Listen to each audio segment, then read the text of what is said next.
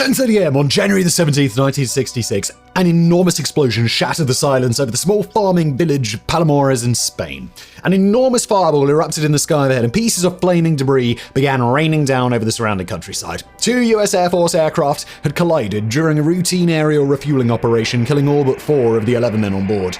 Within hours, the Spanish province of Almeria was crawling with U.S. military personnel. One of the 2 aircraft, a Boeing B-52 Stratofortress strategic bomber, had been carrying 4 hydrogen bombs with a yield of 1.1 million tons of TNT each. One of the bombs landed intact in a riverbed, while the conventional explosives aboard 2 others detonated on impact, contaminating large areas of Spanish countryside with toxic plutonium. The 4th bomb, however, was nowhere to be found. What followed was one of the largest peacetime naval operations in history, as a fleet of U.S. Navy vessels scoured the deep waters of the Mediterranean for the missing bomb. This is the forgotten story of the 1966 Palomares Incident. The Cold War, which lasted from 1945 to 1991, saw the world locked in a deadly game of nuclear brinksmanship as the Soviet Union, United States, and their respective allies sought to gain global supremacy. At first, the United States held the upper hand, having been the first to develop nuclear weapons, but on August 29, 1949, the Soviets detonated their first atomic bomb, RDS-1, at the Semipalatinsk test site in Kazakhstan, years ahead of Western predictions. Over the following decade, both sides developed ever more sophisticated and powerful nuclear and thermonuclear weapons, long-range strategic bombers to deliver these weapons, and networks of radars, computers, interceptor aircraft, and surface-to-air missiles able to detect, track, and shoot down each other's bombers. But this uneasy stalemate was shattered on October 4, 1957, when the Soviet Union launched Sputnik 1, the world's first artificial satellite. This achievement shocked and frightened Western military planners, for the rocket that carried Sputnik 1 into orbit, the R-7 Semyorka, was also capable of placing a nuclear warhead anywhere in the continental United States within 30 minutes. Unlike manned bombers, such intercontinental ballistic missiles, or ICBMs, were impossible to shoot down, their warheads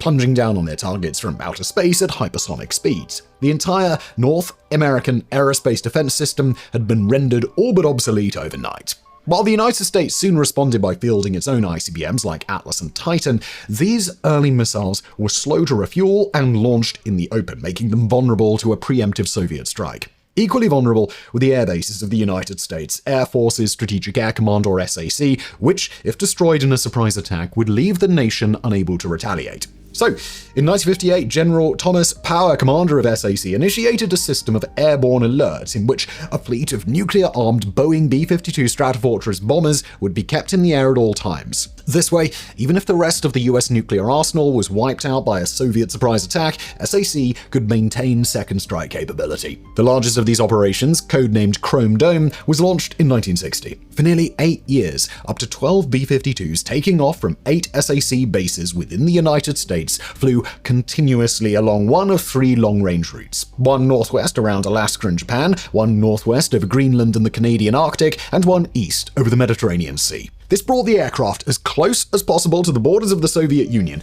allowing them to dash across at a moment's notice and attack targets deep within Soviet territory.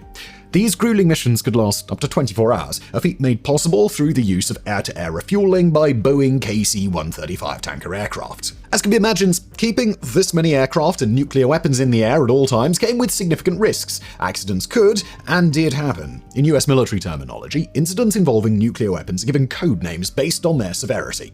The most serious category is nuke flash, the accidental launch, detonation, or diversion of a nuclear weapon likely to trigger a nuclear war. One slightly less serious is empty quiver, the seizure, theft, or loss of a functioning nuclear weapon, followed by broken arrow, an incident involving the loss or destruction of a nuclear weapon which does not create the risk of nuclear war. Finally, at the bottom of the scale are bent spear, minor incidents involving nuclear weapons including violations of handling protocols, and dull sword, minor failures in equipment and systems which can hinder the effectiveness of the US nuclear arsenal. The term faded giant is also used to refer to incidents involving military nuclear reactors. While thankfully there have been no nuke flash events in the 80 years that nuclear weapons have been around, there have been a disturbingly large number of more minor mishaps, including hundreds of broken arrows, of which the 1966 Palomares Incident was hardly even the first. For example, on February 14, 1950, a Convair B-36 Peacemaker bomber en route from Fairbanks, Alaska to Carswell Air Force Base in Texas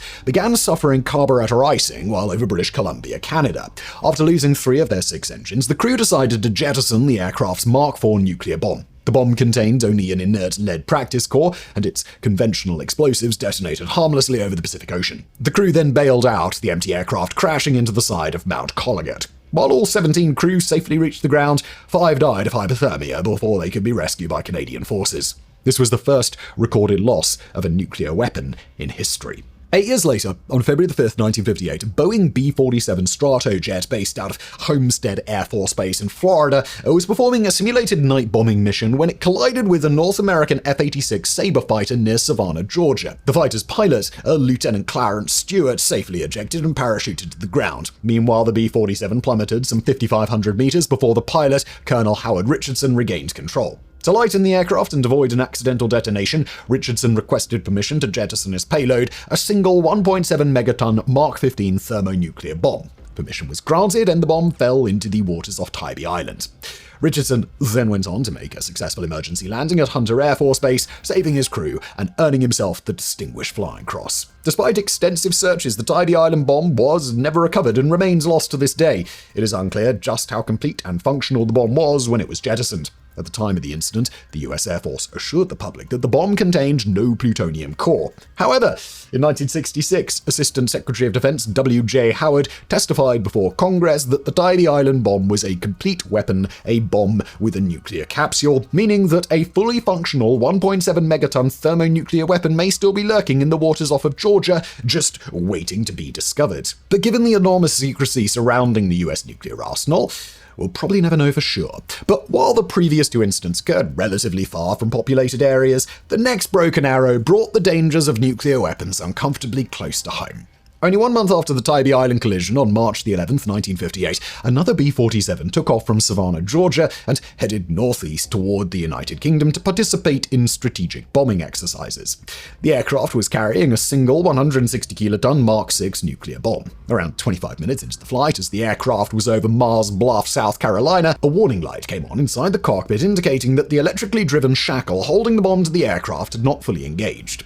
Bombardier and navigator Captain Bruce Culker made his way aft to the bomb bay to secure the weapon. But as Culker attempted to insert a steel locking pin into the shackle, he was suddenly thrown off balance by a gust of turbulence and reached out to the bomb bay wall to steady himself. Unfortunately, his hand landed on a cable connected to the emergency bomb release mechanism. As Culker watched in horror, the bomb dropped from its shackle, broke through the bomb bay doors, and plunged toward the ground 4,500 meters below.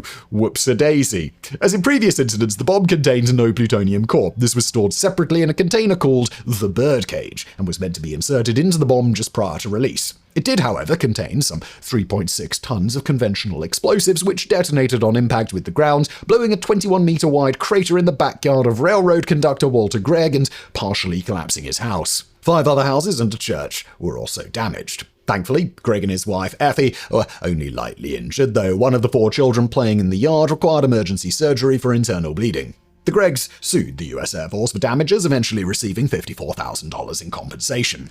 While the 1958 Mars Bluff incident had been a close call, the next major broken arrow would bring the American people even closer to apocalyptic disaster. On January 24, 1961, a Boeing B-52 Stratofortress, based at Seymour Johnson Air Force Base in Goldsboro, North Carolina, was flying a coverall airborne alert mission to the Canadian Arctic. At around midnight, the aircraft rendezvoused with a Boeing KC-135 Stratotanker to perform an in-flight refuelling. During the procedure, the tanker crew informed the bomber's pilot, Major Walter Scott Tulloch, that he had a significant fuel leak in his right wing. The bomber decoupled from the tanker and entered into a holding pattern, trying to burn off as much fuel as possible before making an emergency landing at Seymour Johnson. While descending towards the airbase, Major Tulloch lost control of the aircraft, and the right wing tore off. Of the 8 men on board, 5 successfully parachuted to safety, while 1 died on impact with the ground, and 2 remained trapped aboard the aircraft. As the aircraft broke up, its payload of 2 3.8 megaton Mark 39 thermonuclear bombs separated from the airframe and plummeted to the earth near Faro, North Carolina. Within hours, Explosive Ordnance Disposal, or EOD, teams from Seymour Johnson descended on the crash site. The first bomb was found largely intact, hanging upright from a tree by its parachute, while the second bomb had free fallen from 1,000 meters and buried itself several meters into the mud. When the two bombs were finally recovered and examined, a horrifying discovery was made. As they fell, the weapons had gone through all of their various arming stages except for one. Only a single MC-722 electromagnetic switch set to safe instead of arm had prevented large swaths of South Carolina from being turned into a radioactive wasteland. In the wake of the Goldsboro incident, the structure of the B-52's wing tanks was strengthened to prevent in-flight failures, while the Mark 39 bomb was modified to ensure that no power would be supplied to its internal systems, while the MC-722 switch was set to safe. However, none of these measures could prevent further nuclear weapon mishaps. Just 2 months after Goldsboro on March 14, 1961, a B-52F took off from Mather Air Force Base near Sacramento, California, on a routine training mission carrying 2 upgraded Mark 29 Mod 2 thermonuclear bombs. 14 hours later, excessive heat from the engine bleed air system caused one of the windows to shatter, depressurizing the cabin. The pilot descended to 3,700 meters and attempted to continue the mission, but the lower altitude greatly increased fuel consumption, causing the aircraft to run out of fuel before it could land or rendezvous with the tanker. The pilot put the aircraft into a controlled glide and ordered the crew to bail out, with all 8 successfully parachuting to safety. The empty aircraft crashed into a barley field near Yuba City, California. Both weapons were thrown from the aircraft on impact and severely damaged, but thanks to the improved safety features, neither armed itself or exploded. 3 years later, on January 13, 1964, a B-52D was flying from Westover Air Force Base in Massachusetts to its home airfield of Turner Air Force Base in Georgia, having completed a Chrome Dome airborne alert mission over southern Europe. Aboard were 2 9-megaton B-53 thermonuclear bombs carried in ferry configuration, that is, unconnected to the aircraft systems and incapable of being armed and deployed. After flying through turbulence over Pennsylvania, the aircraft's vertical stabilizer suddenly ripped off, sending it into an uncontrollable spin. All but one of the 5 men on board managed to bail out, though 2 died of hypothermia in the snow before they could be rescued. The aircraft crashed into Maryland's Savage River State Forest, though, like in Yuba City, the bombs did not arm themselves or detonate. And those are just the most highly publicized Broken Arrow incidents of the 1950s and early 1960s. There were many, many lesser-known mishaps, including April the 11th, 1950, a Boeing B-29 Stratofortress carrying a 31-kiloton Mark IV nuclear bomb crashed shortly after takeoff from Kirtland Air Force Base near Albuquerque, New Mexico, killing all 13 on board. While the bomb was destroyed in the ensuing fire, its plutonium core was stored separately and was recovered intact. July the 13th, 1950, a Boeing B-52 Stratofortress carrying a Mark IV bomb made an unexplained nosedive into the ground during a routine training mission out of Biggs Air Force Base, Ohio, killing all 16 on board. There was no plutonium core aboard the aircraft, but the conventional explosives in the bomb detonated on impact. August 5th, 1950, B-29 Stratofortress en route to Guam experienced mechanical troubles and crashed while attempting to make an emergency landing at Fairfield-Suisun Air Force Base in California. 12 of the 20 men on board were killed, along with 7 rescue crew, when the aircraft's unarmed Mark IV bomb exploded. The airfield was later renamed Travis Air Force Base after Brigadier General Robert F. Travis, who was killed in the crash. November 10th, 1950, a B-50 Stratofortress experienced engine trouble and jettisoned its Mark IV nuclear bomb over the St. Lawrence River near Rivière-du-Loup in Quebec. The bomb self-destructed at an altitude of 760 meters, causing no damage. July the 27th, 1956, a B-47 Stratojet performing a touch-and-go landing at RAF Lakenheath in the UK accidentally careened into a nuclear storage weapons bunker, or igloo, containing 3 160-kiloton Mark VI nuclear bombs, showering the weapons with burning jet fuel. Thankfully, the bombs were not fitted with their plutonium cores, and their conventional explosives did not detonate. May the 22nd, 1957, a B-36 Peacemaker on approach to Kirtland Air Force Base near Albuquerque accidentally released a 15-megaton Mark 17 thermonuclear bomb at an altitude of 500 meters. Though the bomb's core was not fitted, the conventional explosives detonated on impact, blasting a crater 8 meters wide. Thankfully, nobody was hurt. July the 18th, 1957, a Douglas C-124 Globemaster transport aircraft carrying 3 nuclear weapons and 1 core experienced loss of power shortly after takeoff from Dover Air Force Base in Delaware. To lighten the aircraft, the crew jettisoned 2 of the bombs. As in the Tybee Island incident, the weapons have never been recovered. October the 11th, 1957, a B-47 Stratojet carrying a 1.7 megaton Mark 15 thermonuclear bomb crashed during takeoff from Homestead Air Force Base in Florida and burst burst into flames. The bomb was in ferry configuration, with its core removed, but the conventional explosives detonated after burning for 2 hours. January 31st, 1958, a wheel failure caused a B-47 Stratojet carrying a 6 megaton Mark 36 thermonuclear bomb to strike its tail on the runway at Sidi Slimane Air Force Base in Morocco and burst into flames. The bomb did not detonate, but it and the airframe burned for 7 hours, melting into a slab of radioactive metal that had to be broken apart with jackhammers and buried for safety. February 28th, 1958, a B-47 Stratojet experienced mechanical issues shortly after takeoff from RAF Greenham Common in the UK, prompting the pilot to jettison his still full external fuel tanks. The tanks impacted another B-47 parked on the ground, touching off a fire that burned for 16 hours, killed 2 and injured 8. Mercifully, the 1.1 megaton B-28 nuclear bomb aboard the aircraft did not detonate. November 4th, 1958, a B-47 Stratojet carrying a 3.8 megaton Mark 39 thermonuclear bomb caught fire and crashed shortly after takeoff from Dyes Air Base in Texas. 3 of the 4 crew survived, but the conventional explosives aboard the bomb detonated, blasting a crater 11 meters in diameter. November 26th, 1958, a B-47 Stratojet caught fire on the ground at Chennault Air Force Base in Louisiana when its rocket-assisted takeoff, or RATO bottles, misfired, resulting in the destruction of the aircraft and the weapon aboard.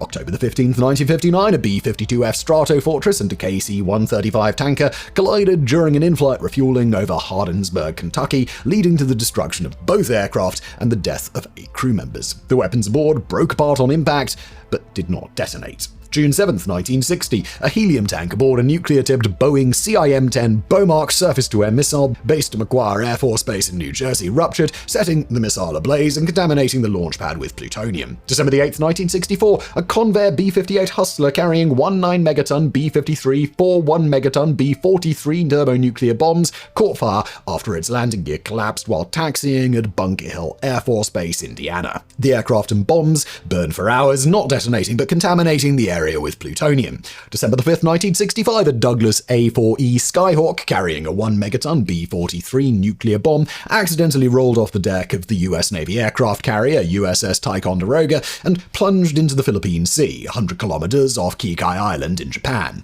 Neither aircraft, pilot, nor weapon were ever recovered. And the list does go on. And on, and on, making one wonder how we as a species ever managed to make it out of the Cold War alive. Yet, despite this seemingly endless list of near misses, Strategic Air Command pressed on with its aggressive mission of round-the-clock nuclear deterrence. It would take a truly major incident on foreign soil to make SAC commanders question the safety and sanity of the airborne alert system. On the morning of Sunday the 16th, 1966, a Boeing B-52 Stratofortress took off from Seymour Johnson Air Force Base in North Carolina and headed northeast over the Atlantic. The aircraft, call sign T-16, was bound for the European circuit of Operation Chrome Dome, which would take it over the Mediterranean and along the Soviet Union's southern border with Turkey and back to North Carolina, a flight of 26 hours.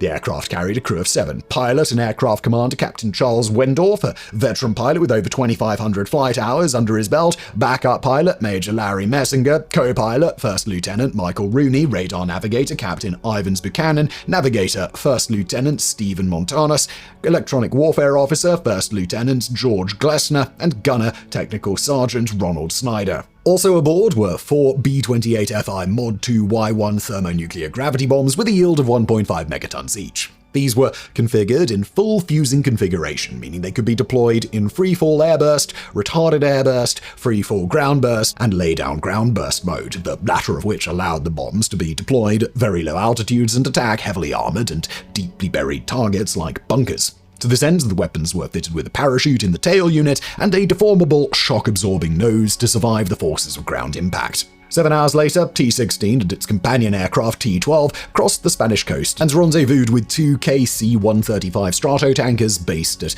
Torreon Air Base near Madrid. After completing the first of 2 planned aerial refuelings, the bombers proceeded east across the Mediterranean towards their fail-safe line, the point at which they would either be ordered to cross the Soviet border and attack their designated targets or turn back. When no orders came, they turned around and started on their homeward leg of their journey. 10 hours later, at around 10:22 local time on Monday, January the 17th, the bombers reached the southern coast of Spain over Almeria province, a region known to SAC aircrew as the Saddle Rock refueling area. Here at an altitude of 9,500 meters, they once again rendezvoused with a pair of KC-135 tankers, this time out of Moron Air Base near Seville. The aircraft refueling T-16, call sign Troubadour 14, was manned by a crew of 4. Pilot Major Emil Chapler, co-pilot Captain Paul Lane, navigator Captain Leo Simmons, and boom operator Master Sergeant Lloyd Potaliccio. While Captain Wendorf was T-16's pilot and commander, that day Major Messinger was in the left-hand seat for the refueling procedure. Though a seasoned pilot in his own right with 4,800 flight hours under his belt, Messinger closed in too quickly on the tanker with disastrous results. As he later recalled, "We came in behind the tanker, and we were a little bit fast, and we started to overrun him a little bit. There is a procedure they have in refueling where if the boom operator feels that you're getting too close and it's a dangerous situation, he will call breakaway, breakaway, breakaway. There was no call for a breakaway, so we didn't see anything dangerous about the situation, but all of a sudden, all hell seemed to break loose." End quote. Accounts differ as to what exactly happened next. The surviving crew members recalled hearing a loud explosion in the rear of the aircraft, later speculating that the vertical stabilizer must have ripped off, as in the 1964 Savage Mountain crash. However, the official version of events holds that Major Messinger closed in too quickly on the tanker, causing the refueling boom to tear into the bomber's top fuselage and snap off its left wing. Thousands of liters of jet fuel immediately burst into flames, enveloping both aircraft in an enormous fireball. The KC-135 broke up and spiraled to the earth in flames, killing all 4 crew aboard. Meanwhile, aboard the B-52, Captain Wendorf, Major Messinger, Captain Buchanan, and First Lieutenant Montanus all managed to successfully eject, though Buchanan could not separate himself from his ejection seat and was forced to pull his parachute from its packaging manually as he fell. Montanus's parachute, meanwhile, never deployed, and he was killed on impact with the ground. First Lieutenant Rooney, who was not strapped into an ejection seat, was miraculously thrown clear of the aircraft as it disintegrated and successfully opened his parachute. But the last 2 men aboard, First Lieutenant Glessner and Technical Sergeant Snyder, were not so lucky. Seated on the upper rear deck of the cockpit without ejection seats, they were unable to reach the escape hatch and perished when the wreckage hit the ground.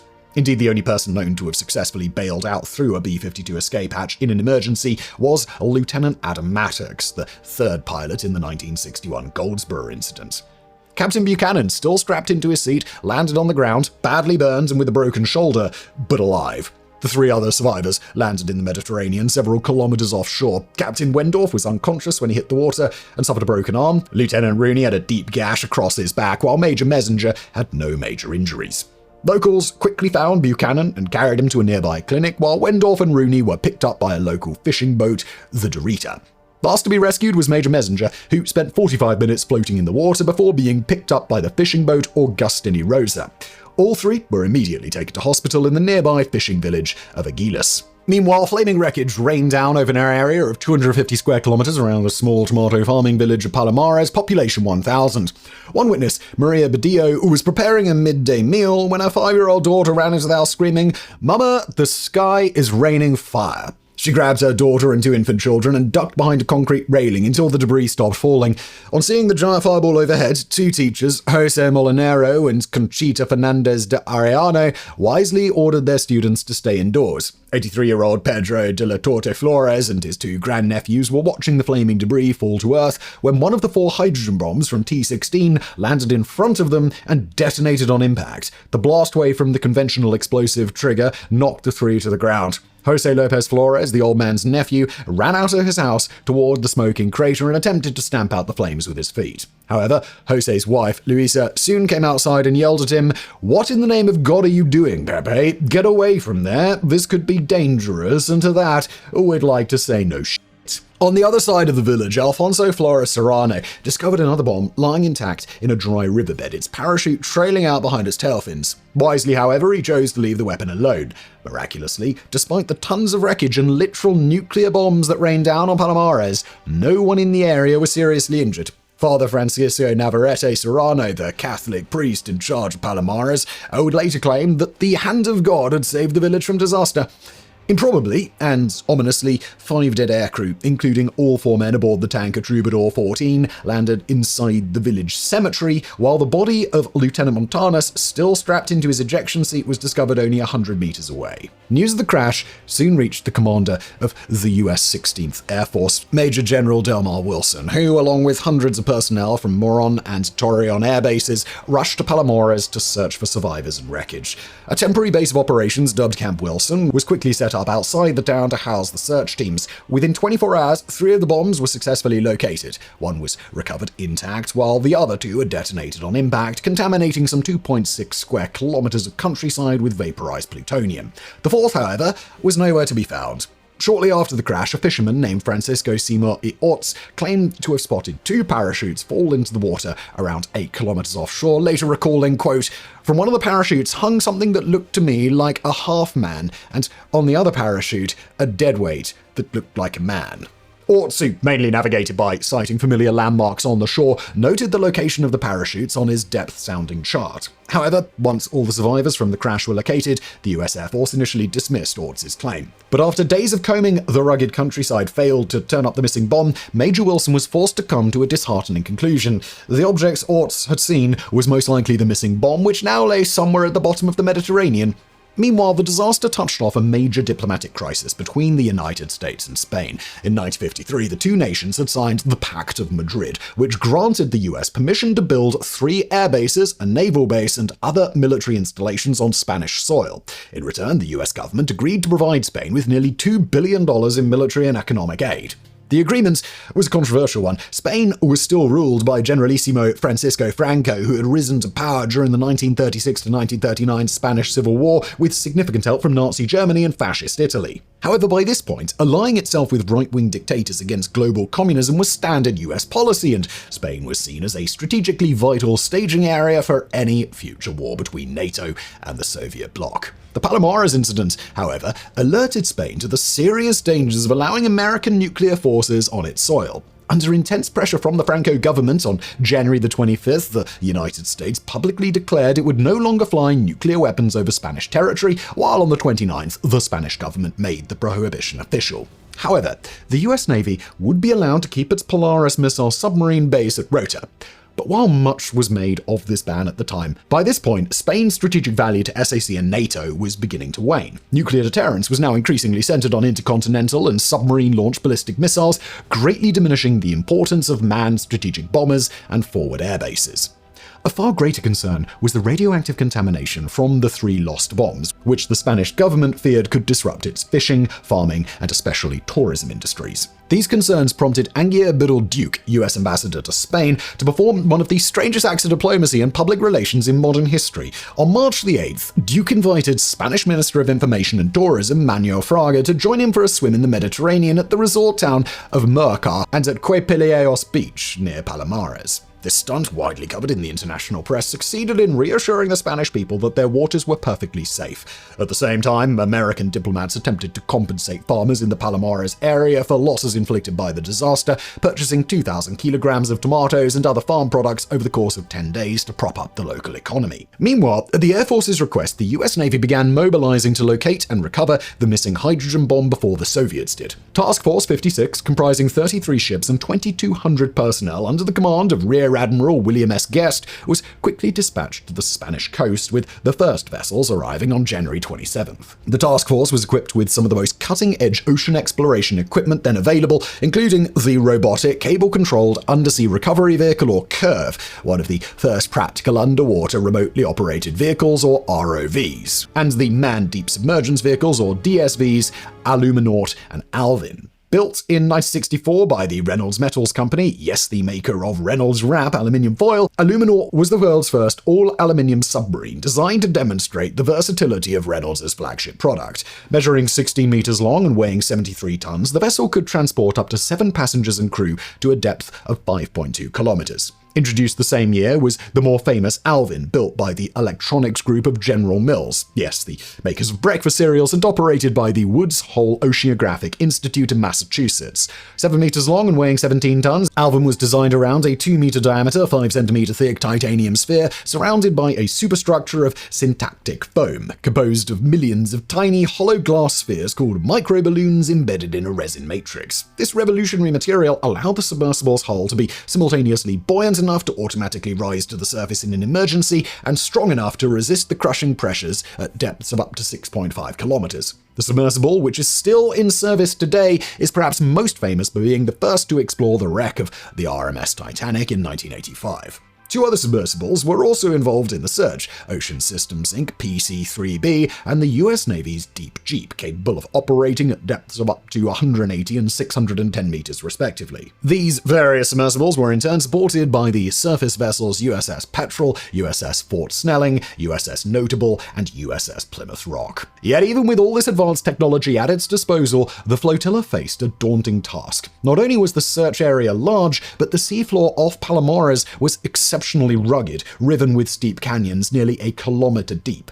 Finding the 2-meter-long bomb in this forbidding landscape using traditional grid search methods would be like finding the proverbial needle in a haystack, and could potentially take months, if not years, and cost millions of dollars. Thankfully, however, Task Force 56 had a secret weapon: John P. Craven, the civilian head of the Navy's Deep Submersible Program. Craven, along with a team of mathematicians, had developed a novel search technique based on the principles of Bayesian statistics. Formulated in the 1760s by English philosopher, minister, and statistician Thomas Bayes, Bayesian statistics allows the probability of a given outcome to be continuously updated based on new information. For example, when searching for a missing object, searching in a certain area and finding nothing automatically increases the probability of finding the object in another area. Combining known factors such as the location of the mid-air collision, the position of the bomb impact, reported by fisherman Francisco Simo y Orts, and the depth of the ocean floor at various points, shallow areas being easier to search than deeper ones, Craven assembled a probability density map of the search area. Compared to traditional search techniques, this Bayesian method permitted the more efficient allocation of resources by focusing only on those areas most likely to yield results. The search progressively moving from the highest to the lowest probability areas and updating the probability distribution as it went along. However, so new and untested was this method that it attracted considerable skepticism and opposition. When Craven's model revealed that the bomb was most likely located in a deep underwater canyon 8 kilometers from the crash site, US President Lyndon B. Johnson exploded in rage and demanded that another team of mathematicians be assigned to the problem.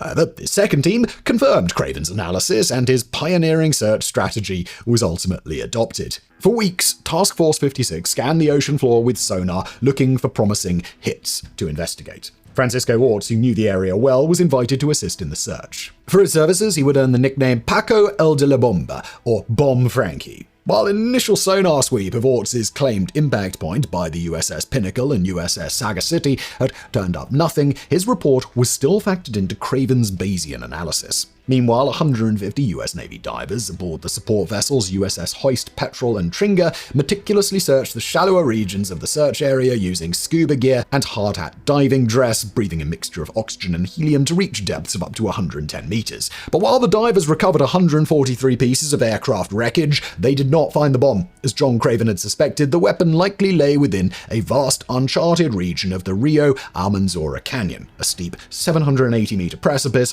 far beyond the reach of divers. While all of this was going on, Soviet spy ships shadowed the recovery fleet, increasing the pressure to find and secure the bomb as soon as possible. In late February, Curve, Illuminaut, and Alvin were finally deployed to investigate promising sonar contacts. At first, the submersibles turned up nothing but endless mud, rocks, and the occasional fish. But on March the 1st, during the submersible's 10th dive, the crew of Alvin spotted a long furrow running down a steep slope toward the ocean floor. Alvin's pilot, Marvin McCamis, began following the furrow, but the submersible soon reached the end of its 8.5-hour endurance and was forced to return to the surface before its batteries ran out. Unfortunately, it took another 12 days to relocate the furrow, and once again Alvin was forced to surface before discovering what lay at its end. Finally, on March 15th, the submersible discovered a shiny, cylindrical object wrapped in a parachute resting on a steep 70-degree slope. Nearly 2 months to the day after it was lost, the missing hydrogen bomb had been found. Now, all that remained was to recover it. Unfortunately, this proved far more challenging than expected. Over the next 10 days, Alvin and Illuminaut took turns trying to attach lifting lines to the bomb's parachute. Meanwhile, the weather topside turned ugly, stirring up underwater currents that caused the bomb's parachute to billow. Fearing that the bomb might be dragged deeper into the canyon, on March the 23rd, Rear Admiral Guest gave the order to raise it to the surface.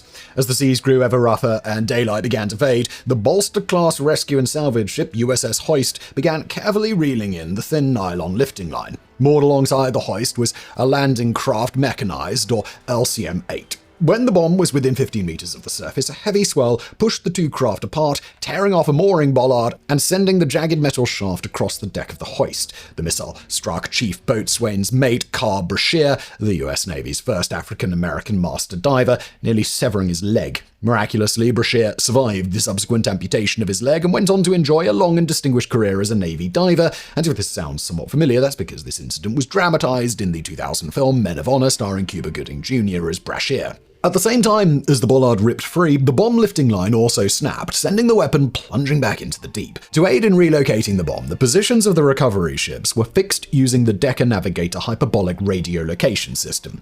After 9 days, the bomb was finally rediscovered in 850 meters of water, precariously perched at the edge of an even deeper canyon. Once again, Alvin and Illuminaut attempted to hook on a lifting line. This led to a sphincter tightening incident when on April the 5th, Alvin became tangled in the bomb's parachute, which covered the submersible's portholes and left her crew blind. While Illuminaut could theoretically reach Alvin and cut her free, she risked getting tangled herself, leaving two crews trapped at the bottom of the sea. So, the support crews held their breath for many long minutes until at last the submersible managed to work herself free. Following this close call, the Navy decided to use the unmanned Curve ROV instead. However, as the vehicle attempted to hook onto the lifting line, the bomb continued to slide down the slope, threatening to drop off the edge of the canyon. In a massive stroke of luck, however, the parachute was sucked into one of Curve's maneuvering thrusters, halting the bomb's descent.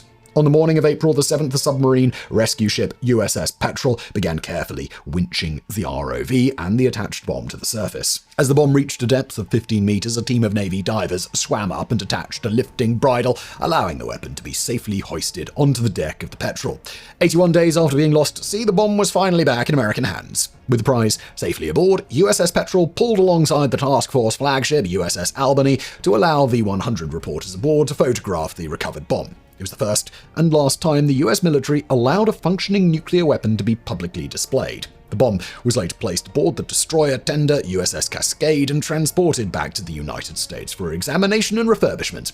The casings of the two recovered bombs from the Palomares Incident are now on display at the National Museum of Nuclear Science and History in Albuquerque, New Mexico. For his role in the recovery operation, Rear Admiral Guest was awarded the Distinguished Service Medal. The operation itself is estimated to have cost an eye-watering $10.2 million, or nearly $1 billion in today's money. Yet despite the success of the recovery operation, there still remained the sticky problem of the 2.6 square kilometers of land contaminated by the two exploded bombs. From January the 17th to April the 11th, 1966, 1,600 military and civilian personnel toiled in challenging conditions to collect debris and decontaminate the soil around Palomares. Most of the soil was tilled under to a depth of 30 centimeters, while any soil, rocks, vegetation, and other material emitting more than 1.2 megabecquerels per square meter of alpha radiation was collected and placed in 250-liter steel drums. To reduce dust and the inhalation of plutonium particles, Air Force fire trucks sprayed the ground with 473,000 liters of water every day. US Air Force policy at the time was to bury aircraft wreckage on site. However, as the crash had occurred on foreign soil, the recovered pieces of T-16 and Troubadour 14 were instead dumped into the Mediterranean. For this reason, we will likely never know exactly what caused the mid-air collision. In the end, some 1,500 tons of contaminated material were transported back to the United States aboard the cargo vessel USNS Lieutenant George W.D. Boyce and stored at the Savannah River Reservation near Aiken, South Carolina. But while the literal fallout of the Palomares incident was dealt with, the political fallout continued to intensify. In Madrid, thousands of Spanish students protested in front of the US embassy, shouting slogans like "Yankees out of Spain" and "Away with the bases." The demonstration was violently suppressed by Spanish police, leading to several arrests and many injuries. Activist Luisa Isabel Alvarez de Toledo, popularly known as the Red Duchess for her communist agitation, was later sentenced to 13 months in prison for spreading illegal propaganda. In addition, US Ambassador Angia Biddle-Duke received numerous bomb threats in wake of the incident. Meanwhile, the Soviet Union wasted no time using the incident to criticize US foreign policy, with the Soviet representative at the Geneva Disarmament Conference, Semyon K. Sarapkin, arguing that, quote, "It was only a fortunate stroke of luck that saved the Spanish population of the area from catastrophe. This shows how urgent nuclear disarmament is, and a nuclear non-proliferation treaty is the first step." The US delegate William C. Foster shot down this argument, arguing that the incident, quote, "demonstrated just the opposite to what the Soviet representative claims, because the bomb safety mechanisms had worked exactly as intended." Still, other nations followed suit in demanding an end to US nuclear overflights, including the Netherlands and the Philippines. The situation was made all the worse by the United States' long-standing policy of not publicly disclosing information regarding nuclear weapons. Indeed, it was not until weeks after the incident that SAC finally admitted that a hydrogen bomb was missing. Media censorship by the Franco regime also slowed the flow of information to the residents of Palomares, greatly increasing their risk of radiation exposure. As one villager later recalled, "You see, we can hear foreign radio stations, and we heard all about the atomic bombs here and all these things. We were scared, and our women were scared. They told us to take showers and wash the clothes we wore on that day. Well, I've never taken so many showers in my life, and I burned all the clothes I wore on the 17th. End quote. As a result of such communication failures, the global backlash against the United States was far worse than it might have been. Nonetheless, the US government still tried to do right by the people of Palomares, allowing the residents to file claims for damages inflicted by the crash. By 1973, 536 claims had been settled, totaling more than $7 million. The US government also built a water desalination plant costing $200,000 and allocated $200,000 per year for the continued monitoring of radioactive contamination in the area. These payments continued until 2010. But not everyone was happy with these arrangements. Fisherman Francisco Simo Orts, whose observations and knowledge of the waters off of Palomares were invaluable to the recovery of the missing bomb, and he was unsatisfied with the $5,000 he received for his services, and he sued the US government for salvage services. As his lawyer Herbert Brownell explained, "It is customary maritime law that the person who identifies the location of a ship to be salvaged has the right to a salvage award if that identification leads to a successful recovery. The amount is nominal, usually 1 or 2%, sometimes a bit more of the intrinsic value to the owner of the thing saved. But the thing salved off Palomares was a thermonuclear bomb, the same bomb valued by no less an authority than the Secretary of Defense at $2 billion, each percent of which is, of course, $20 million.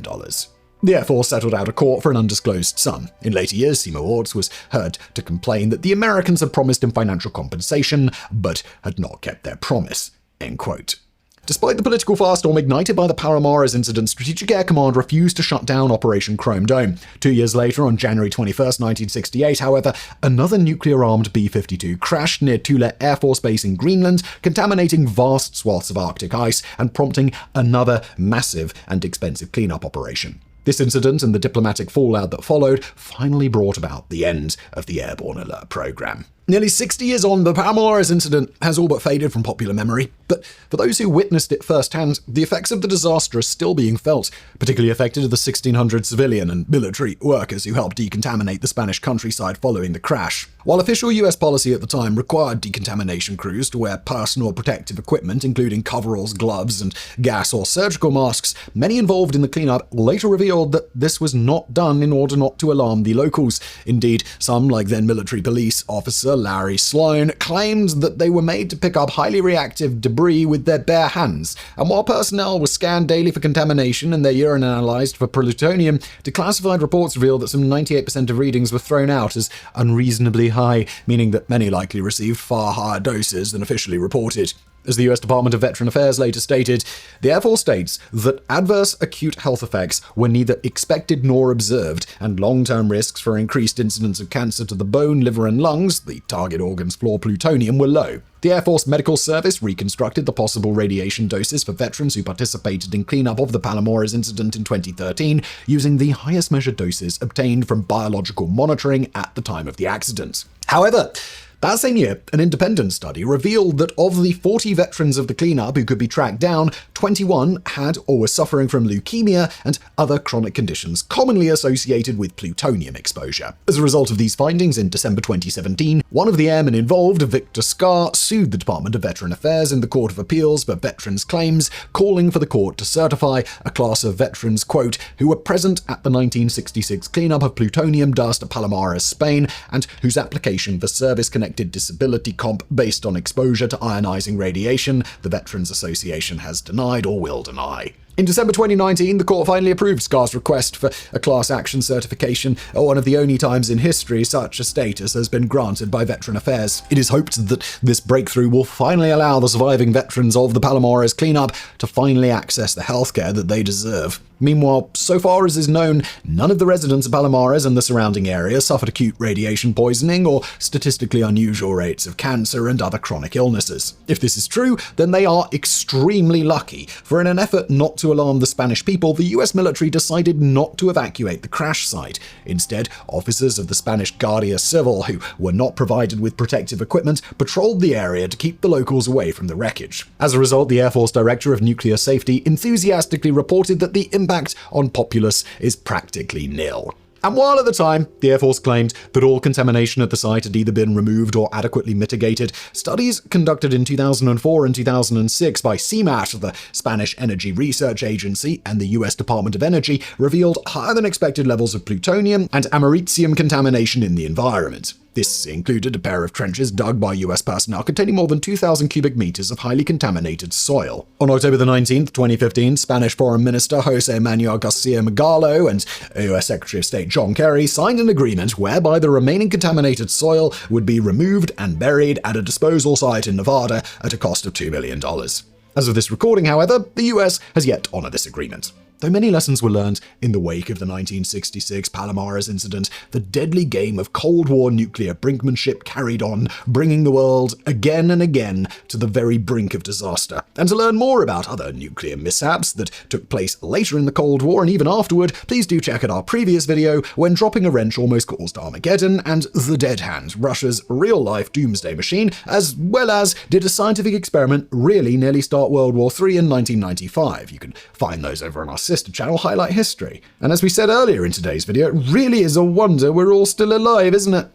Thanks for watching.